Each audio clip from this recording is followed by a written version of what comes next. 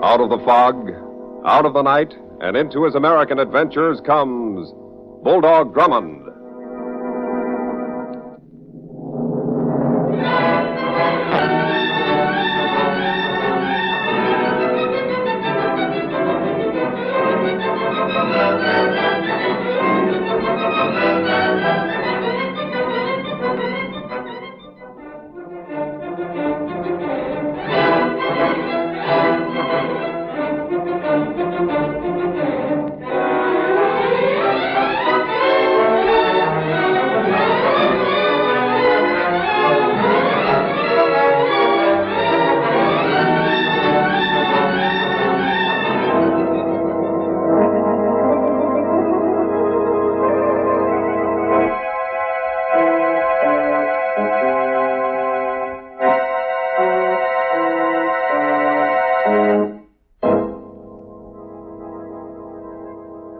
And now to tell us about our newest adventure, here is Bulldog Drummond. I call this story The Case of the Double Death. So far as we knew at the time, it began one evening when Denny and I were dining in a restaurant.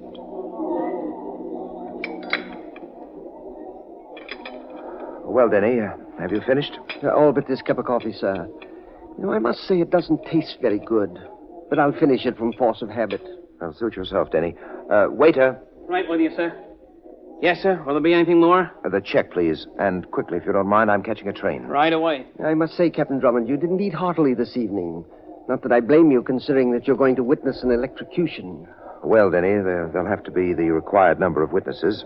I tried to refuse, but the warden insisted. Well, after all, you helped the state prove that the man was guilty of murder. Your check, sir. Thank you. There you are. Thank you very much. Come along now, Denny. We haven't too much time. We, sir? But I wasn't invited, thank goodness. Well, ride out on the train with me. Wait for me in the warden's office. Yes, if you insist, sir.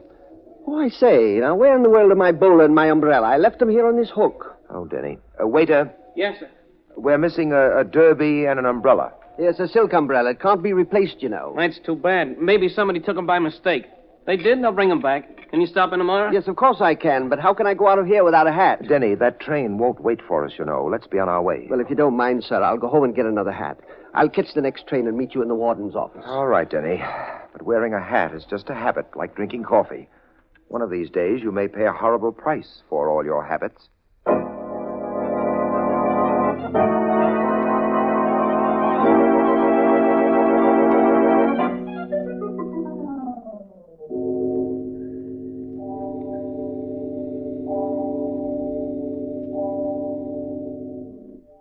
Please, sir, I'm sorry I'm so late. Denny, I've been waiting 3 hours here in the warden's office. You might at least have telephoned me. Where were you? Well, I really don't know, sir. That is, I've been asleep. What? I fell asleep on the subway going home and slept to the end of the line. Well, where's your hat? Well, I never reached home. When I woke up and saw what time it was, I caught the last train out here. I just made it. You must have slept for some time. And where did you get that scratch on your knuckles? Well, I can't say, sir. Oh, that's probably the police. I called them trying to find you. Yes? This is Captain Drummond. Yes, thanks, Taylor. Denny's here now. What's that? Well, yes, certainly. The last train's gone, but I have a car waiting outside.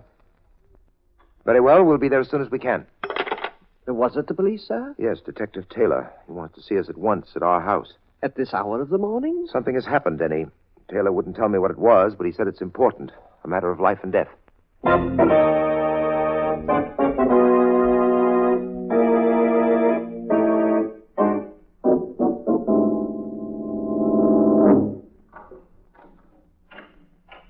Well, Drummond, it's about time you two got here. Come on in.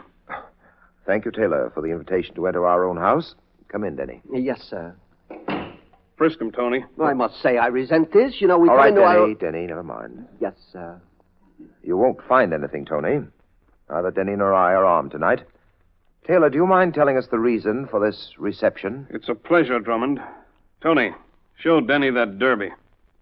Recognize it, Denny? Why, that's my bowler. And you've got my umbrella, too. My word, I didn't even report losing them, and here you police chaps have brought them back. Yes. We found the umbrella in the back of the hall coat closet out there. Never mind where we found the hat. How about this knife? Did you ever see it before? Why, not to my knowledge, but really I'm a most obliging sort. If you'd tell me what you want Cut to know... it. Okay, Tony. Denny says he's obliging, so I guess he'll oblige us with his fingerprints. Why, certainly. Which hand? The right. Just roll your fingers on that ink pad and then put them on the paper. No smudges now. You know how to make good, clean prints. Why, of course I do. There. How's that? I'll tell you in a minute. Oh, Tony, give me the photo of the prints the boys took off the knife handle. Thanks. Taylor, I don't know what you're trying to prove, but will you tell us if you think the prints are the same? Yes, Drummond. I'll tell you. And I know. They're identical. Why, they can't be. I never saw that knife before. It's a weird-looking thing anyway. Imagine a short German silver handle and an 8-inch steel blade. Talk if you want to, Denny, but I'm warning you, you're under arrest. You're arresting Denny? On what charge? The charge, Drummond, is murder.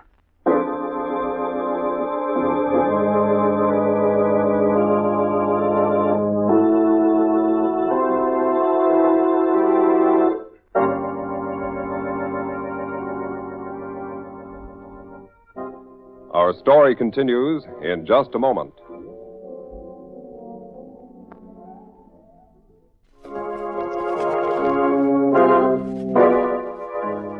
And now, back to Bulldog Drummond and the story he calls The Case of the Double Death.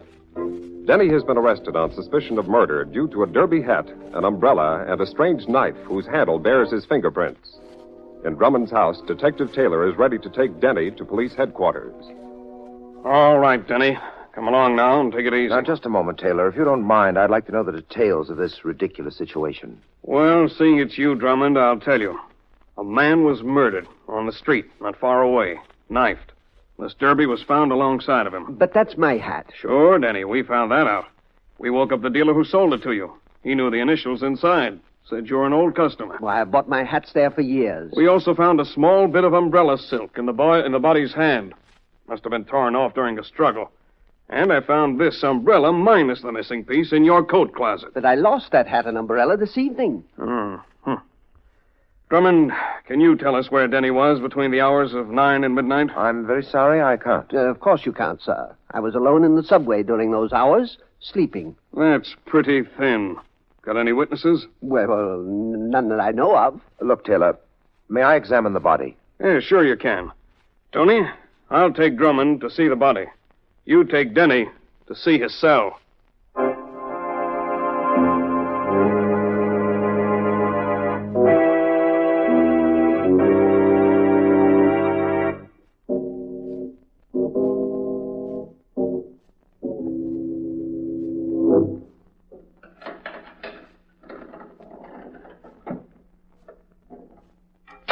Welcome, sir, to my humble quarters. I'm trying to get you released on bail, Denny. Of course, it isn't customary in the case of a murder suspect, but I may be able to bring it off. I certainly hope you can, sir. The evidence against you isn't airtight. You were framed, all right. I'm beginning to understand how it was done. I'm sure that your fingerprints were on the knife handle because you used it last night in that restaurant. But, sir, I certainly didn't use a knife with an 8-inch blade for eating. No, Denny. But you remarked yourself that the murder knife had a short German silver handle. And the handle of the knife you used for eating might have been switched to the murder blade. You mean that someone stole my table knife as well as my hat and umbrella? Exactly. Well, I must say, sir, I feel better now. I was beginning to imagine myself in Pee Wee Lito's position. Lito? The murderer whose execution you witnessed last night. Denny, that's a thought. Rather a gruesome one to me, sir. You and I helped send Lito to the chair. And this frame-up might be revenge on the part of the Lito gang. Perhaps they're planning to frame me for murder, too. Yes, Denny, we have plenty to do. And the first thing is to get you out of here.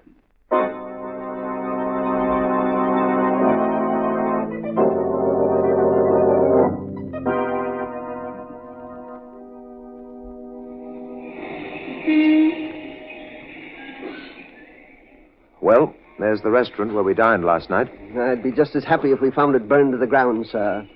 Proprietor told me over the telephone that the waiter who served us last night came on duty at 6 o'clock. His name is Dan Morris. Well, it's 5:45 now. He should be along any minute. Yes, here he comes now. I recognize him. Hello there. Dan Morris? You talking to me? Yes, you waited on us last night in this restaurant. Oh, yeah. I didn't recognize you gents with your hats on. Yes, I don't wonder. We want to talk to you about the missing hat and the umbrella. Sure, if they're returned, you'll get them. Well, they've been returned. We also want to ask you about a knife. Look, mister, I'm late now. Some other time, huh? If you'd rather talk to the police, we can arrange it. Cops? No. Where do we go? Where do you live? Not far away. Very well, we'll go there. Get in our car.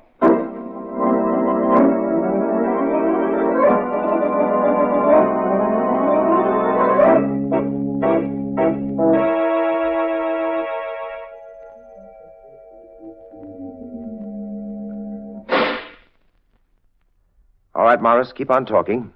You were paid $2,000 to take the knife Denny used in the restaurant and wrap it up in a napkin. Look, I never did anything like this before, but I needed the money. Tell us or the police. What else did you do for the money? Well, I dropped a couple of pills in your friend's coffee. Not poison, just something to make him sleep. Yes, I see. And what did you do with the knife? I put it inside your umbrella and pointed out your hat and umbrella to someone. We're waiting. What was his name? I don't know. I was... Denny, those shots came through the open window. Yes, I know, sir. There's a fire escape outside, but there's no sign of anyone here now. No one is running down. Is he dead, sir? Yes, 2 bullets through his chest. 38 caliber from the sound. Let's get out on the fire escape and go up. We're only 1 story below the roof. Whoever fired those shots must have come this way. Well, I'm sure he didn't go down, sir. I say there's someone going through that door. It leads down into the house. Quick, Denny. Yes, sir. No, too late. Door's bolted on the inside. We can't break it down in time. We can get back into the house through the waiter's room. By the time we get downstairs, we won't find anyone. Turn on your flashlight, Denny. Yes, sir. Hold it close to the roof, over here. Denny, you see this? Why, yes, there are deep impressions in the roof. This coat of tar is new. These impressions are a woman's heel prints. They were made very recently. There's no dust inside them. Woman? Dear me, what a complication.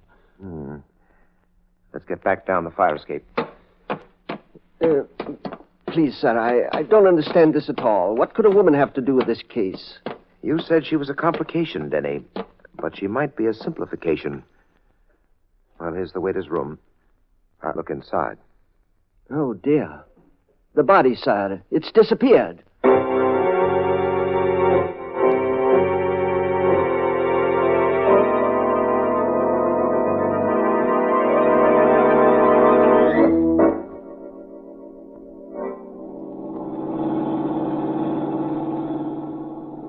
It's too bad the waiter was killed before he told us some more facts. My word, whoever these people are, they're certainly thorough. And completely cold-blooded. Imagine stabbing some innocent passerby to get a corpse to frame you. And the business about that knife, sir, the murder weapon. It was carefully selected so that the handle of the restaurant knife could be substituted for the original handle. Why, we're home. I wasn't noticing. Well, perhaps in the quiet of our own place, we can come to some sort of conclusion about this case and about your predicament. Yes, I certainly hope so, sir. If you believe the Lido gang is behind this, we should be able to get to them in some way. I think we can be more specific than that, Denny. The prints of a woman's heels on that roof suggest Lido's widow. She was obviously his partner in the former murder, but she was never indicted. I remember her at Lido's trial. She impressed me as a package of evil, if I may say so, sir. This might be her revenge. Yes, I have my key. Turn on the lights, please, Denny. Yes. Yes, sir. Oh, good heavens. Look, sir, in the living room. Yes, I see. The body of Dan Morris, the waiter, in the middle of our floor. Well, how in the world can it be? We just left him in his own room. Well, we stopped for a bite to eat on our way here, and someone worked faster than we did, that's all. You see, Denny, they're trying to frame me now. But what can they prove by moving the body here? The restaurant owner knew that I was determined to meet the waiter. He might have told some member of the Lido gang. Apparently, they're following our movements. Well, sir, what do we do now? Well, the gang's next move will probably be a call to the police by someone posing as a neighbor of ours. He or she will say that shots and screams were heard in our house. Then we're trapped. The police will be here in a short time, and they'll find the body. Not if we move quickly. Now, look, we'll carry the body out the back door. I'll stay with it while you get the car. I know of a much better place for it than here in our living room.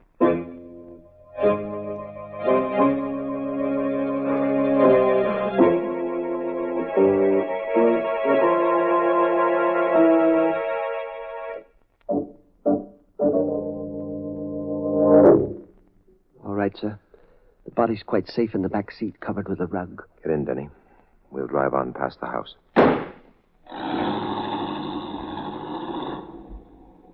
Now, I'll stop here for a moment.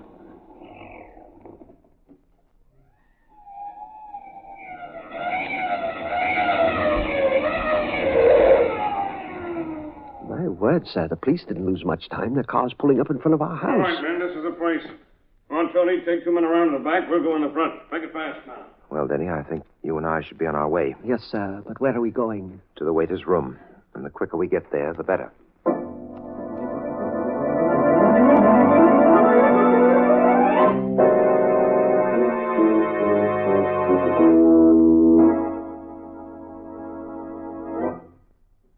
Now then, Denny, we'll just seat him carefully in this overstuffed chair by the window. Yes, sir.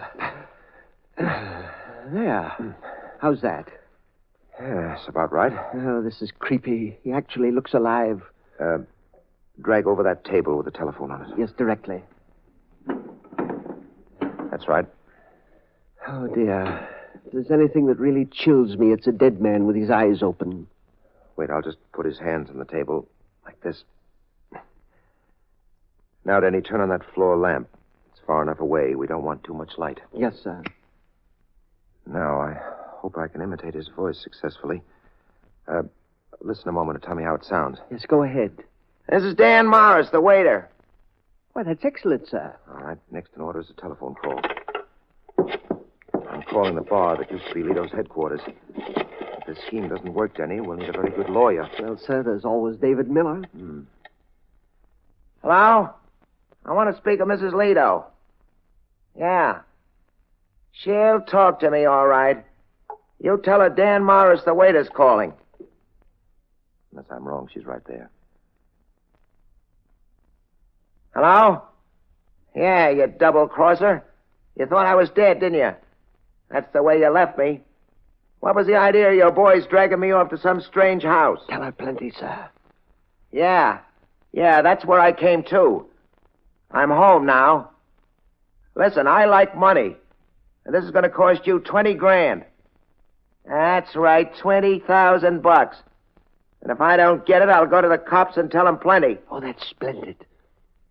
Okay. We'll start with what you got. 3 grand tonight. And listen, Mrs. Lito, no tricks. Get here in a hurry. How did she sound, sir? Frightened, Denny. She'll be here soon. I hope she really swallowed your story. I'm sure she did. Denny, go up to the roof and open that door that she bolted in our faces. Then we'll be ready for the payoff.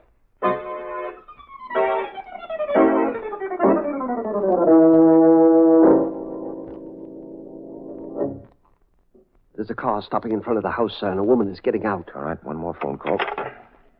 Yeah, the woman's coming into the house. Hello, operator. Connect me with the police. Hurry, please. This is an emergency. 2 men got out of the car, but they're not coming inside. Police headquarters? Someone's been murdered at 592 Hickory Street, top floor. All right, Denny. Climb out in the fire escape. Directly, sir. There's just one more thing to do. Take the telephone receiver off the hook. Leave it in front of our friend on the table. Wait, I'll dial one number to get rid of the dial tone. Come on out, sir. I'm quite comfortable on the fire escape. Dan Morris looks alive in this dim light.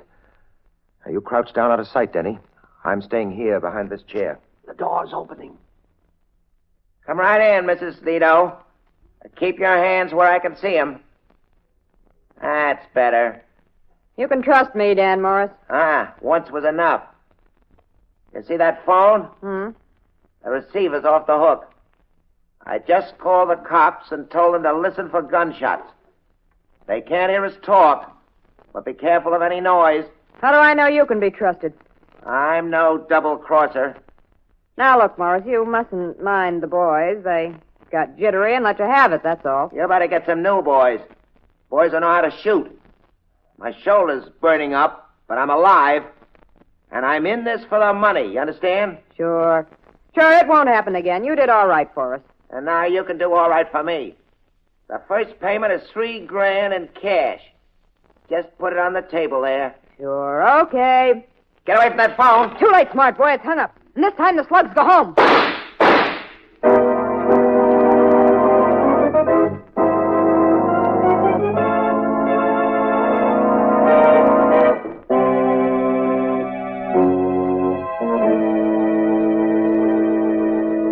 Back to the climax of our story in just a moment.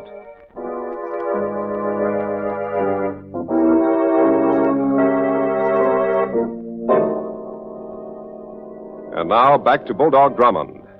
When we left them, Denny was crouched on the fire escape outside a window, and Drummond was concealed behind a high-backed chair.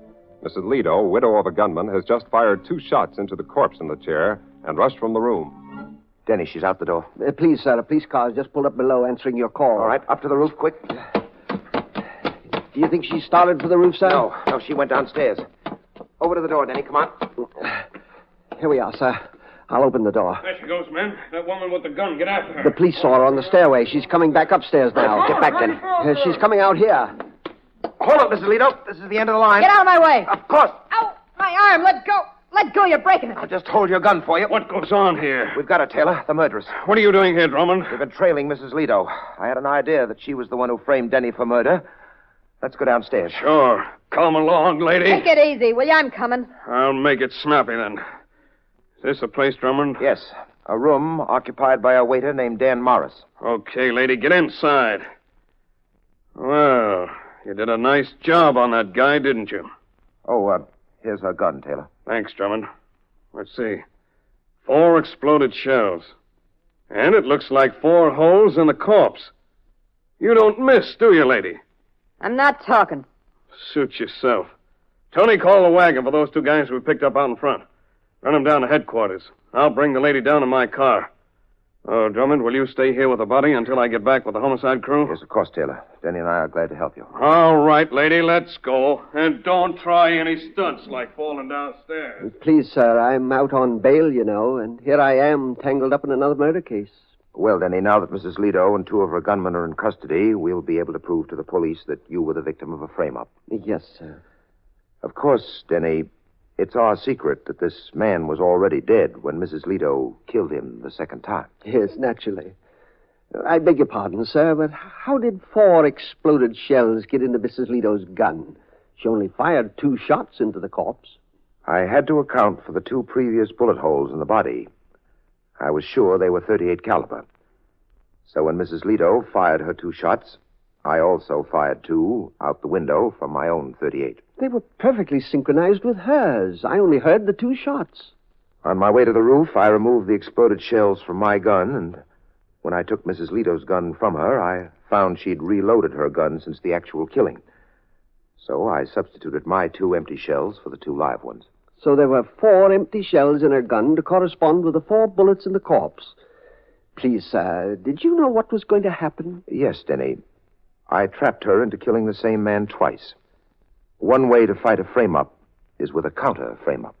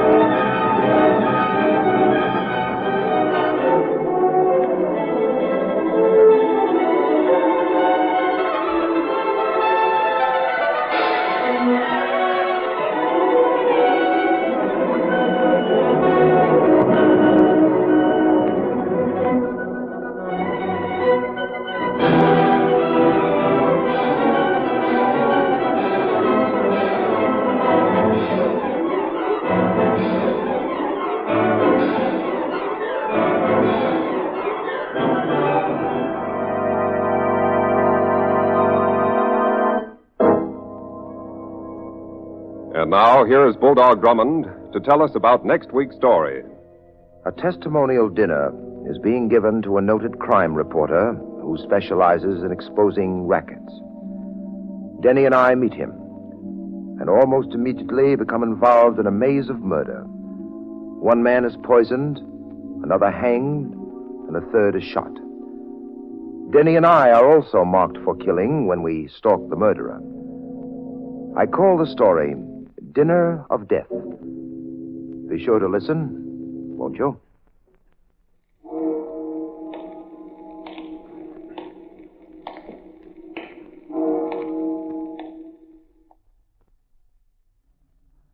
And so into the night walks Bulldog Drummond, seeking new adventure and excitement. The next adventure with Bulldog Drummond will be heard over most of these same stations next week at the same time.